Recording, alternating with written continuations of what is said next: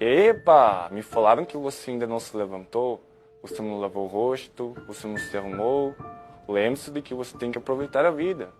Lembre-se que você tem que sair, mostrar seu rosto para o mundo, deixar ver do que somos feitos. Desejo-lhe um excelente dia, divirta-se hoje, que tudo corra bem para você. Lembre-se de ser o mais bonito. Nós dois somos bonitos, mas não seja mais bonito que El Bicho.